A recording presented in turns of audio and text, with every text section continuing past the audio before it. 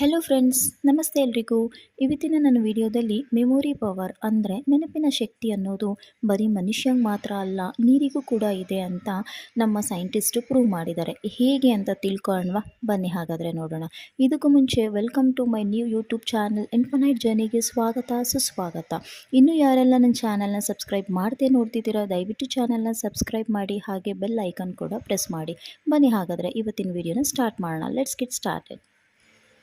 ನಾವೇನು ಹೇಳ್ತೀವಿ ಅದನ್ನು ಅಬ್ಸರ್ವ್ ಮಾಡುವಂತಹ ಶಕ್ತಿ, ಅಥವಾ ನಮ್ಮಲ್ಲಿ ಏನು ಭಾವನೆ ಇದೆ, ನಮ್ಮ ಫೀಲಿಂಗ್ಸ್ನ ಅಬ್ಸರ್ವ್ ಮಾಡುವಂತಹ ಶಕ್ತಿ, ನಮ್ಮ ಎನರ್ಜಿಯನ್ನು ಅಬ್ಸರ್ವ್ ಮಾಡಿ ಸ್ಟೋರ್ ಮಾಡುವಂತಹ ಶಕ್ತಿ ನೀರಿಗಿದೆ ಅಂತ ಪ್ರೂವ್ ಮಾಡಿದ್ದಾರೆ. ಈ ವಾಟರ್ ಮ್ಯಾನಿಫೆಸ್ಟೇಷನ್ ಟೆಕ್ನಿಕ್ ಆಗಿರಬಹುದು, ಅಥವಾ ಈ ಅದ್ಭುತವಾದಂತಹ ವಿಷಯವನ್ನು ತಿಳಿಸ್ಕೊಂತಹ ವ್ಯಕ್ತಿ ಜಪಾನೀಸ್ ಸೈಂಟಿಸ್ಟ್ ಡಾಕ್ಟರ್ ಮಸಾರೋ ಹಿಮಾಟೋ ಅಂತ. ಸೊ ಅವರಿಗೆ ನಾವು ಹೇಳುವಂಥ ವಿಷಯವನ್ನು ಅಬ್ಸರ್ವ್ ಮಾಡಿ ಸ್ಟೋರ್ ಮಾಡುವಂಥ ಶಕ್ತಿ ಇದೆ ಅಂತ ಗೊತ್ತಾಗುತ್ತೆ. ಎಕ್ಸ್ಪಿರಿಮೆಂಟ್ ಕಂಡಕ್ಟ್ ಮಾಡ್ತಾರೆ. ಹೇಗಪ್ಪ ಅಂತಂದರೆ, 2 ಗ್ಲಾಸ್ನ ತಗೋತಾರೆ. ಆ 2 ಗ್ಲಾಸ್ನಲ್ಲಿ ನೀರು ತುಂಬ್ತಾರೆ. ನೀರು ತುಂಬಿ ಆದಮೇಲೆ ಒಂದು ಗ್ಲಾಸ್ ಮೇಲೆ ಪಾಸಿಟಿವ್ ವರ್ಡ್ ಬರೀತಾರೆ. ಅಂದರೆ ಲವ್, ಗ್ರ್ಯಾಟಿಟ್ಯೂಡ್, ಥ್ಯಾಂಕ್ ಯು, ಈ ಥರ ಪಾಸಿಟಿವ್ ವರ್ಡ್ ಬರೋದು ಸ್ಟಿಕ್ ಮಾಡ್ತಾರೆ.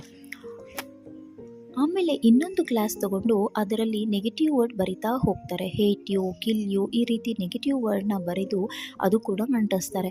ಆಮೇಲೆ ಈ 2 ಗ್ಲಾಸ್ನ ಅವರು ಫ್ರೀಝರಲ್ಲಿ ಇಟ್ಟಿರ್ತಾರೆ. 24 ಅವರ್ಸ್ ತನಕ ಫ್ರೀಝರಲ್ಲೇ ಇಟ್ಟಿರ್ತಾರೆ. ಅದಾದಮೇಲೆ next day positive and negative ಬರೋದಂತಹ 2 ಗ್ಲಾಸ್ನ ತಗೊಂಡು ಅದನ್ನು ತೆಗೆದು ಮೈಕ್ರೋಸ್ಕೋಪ್ ಕೆಳಗಡೆ ಅದರ ಕಣಗಳು, ಅಂದರೆ ಮಾಲಿಕ್ಯುಲರ್ ಸ್ಟ್ರಕ್ಚರ್ ಹೇಗೆ ಯಾವ ರೀತಿ ಇದೆ ಅಂತ ಸ್ಟಡಿ ಮಾಡ್ತಾರೆ. ಪಾಸಿಟಿವ್ ವರ್ಡ್ನ ಯಾವ ಗ್ಲಾಸ್ ಮೇಲೆ ಬರೆದಿರ್ತಾರೋ ಅದರ ಮಾಲಿಕ್ಯುಲರ್ ಸ್ಟ್ರಕ್ಚರ್ ತುಂಬ ಸುಂದರವಾಗಿರುತ್ತೆ ಹಾಗೂ ಬ್ಯೂಟಿಫುಲ್ ಚಿತ್ರ ಆಗಿರುತ್ತೆ. ನೆಕ್ಸ್ಟು ನೆಗೆಟಿವ್ ವರ್ಡ್ ಬರೆದಂತಹ ಗ್ಲಾಸ್ನ ಕೂಡ ತಗೊಂಡು ಅದೇ ಸೇಮ್ ಮೈಕ್ರೋಸ್ಕೋಪ್ ಕೆಳಗಡೆ ನೋಡ್ತಾರೆ ಅದರ ಕಣಗಳು ಹೇಗಿದೆ ಅಂತ. ಹೇಗಿರುತ್ತೆ ಅಂತಂದರೆ ಅದು ತುಂಬ ಡಿಸ್ಟರ್ಬ್ ಮಾಲಿಕ್ಯುಲರ್ ಸ್ಟ್ರಕ್ಚರ್ ಆಗಿರುತ್ತೆ. ಕುಡಿದ್ರೆ ರೋಗ ಬರೋ ಚಾನ್ಸಸ್ ಕೂಡ ಇರುತ್ತೆ.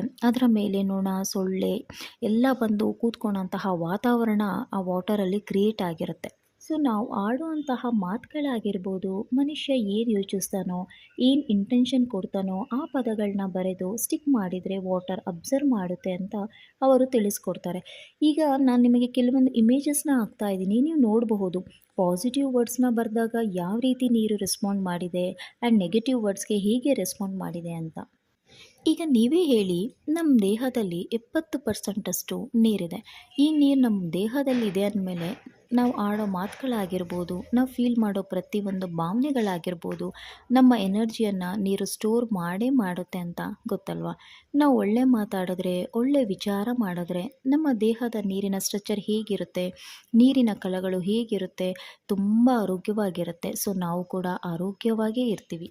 ಅದೇ ರೀತಿ ನಾವೇನಾದರೂ ಕಂಟಿನ್ಯೂಸ್ ಆಗಿ ಕೆಟ್ಟ ವರ್ಡ್ಸ್ ಯೂಸ್ ಮಾಡೋದಾಗಿರ್ಬೋದು, ಬೇರೆಯವ್ರ ಬಗ್ಗೆ ಕೆಟ್ಟ ರೀತಿ ಆಲೋಚನೆ ಮಾಡೋದಾಗಿರ್ಬೋದು, ಗಾಸಿಪ್ಸ್ ಮಾಡೋದಾಗಿರ್ಬೋದು, ಅದನ್ನೇ ನಾವು ಕಂಟಿನ್ಯೂಸ್ ಆಗಿ ಮಾಡ್ತಾ ಇದ್ದರೆ ನಮ್ಮ ಬಾಡಿಯಲ್ಲಿ 70% ನೀರಿರೋದ್ರಿಂದ ಅದೆಲ್ಲ ಅಬ್ಸರ್ವ್ ಮಾಡಲ್ಲ ಅಂತ ಅಂದ್ಕೊಂಡಿದ್ದೀರಾ? ಖಂಡಿತವಾಗ್ಲೂ ನಿಮ್ಮ ಬಾಡಿ ಅಬ್ಸರ್ವ್ ಮಾಡ್ತಾ ಇರುತ್ತೆ.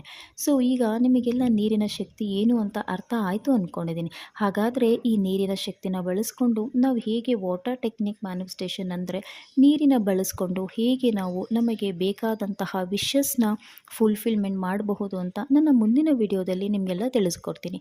ಮತ್ತೆ ಸಿಗ್ತೀನಿ ನನ್ನ ನೆಕ್ಸ್ಟ್ ವಿಡಿಯೋದಲ್ಲಿ. Thank you so much.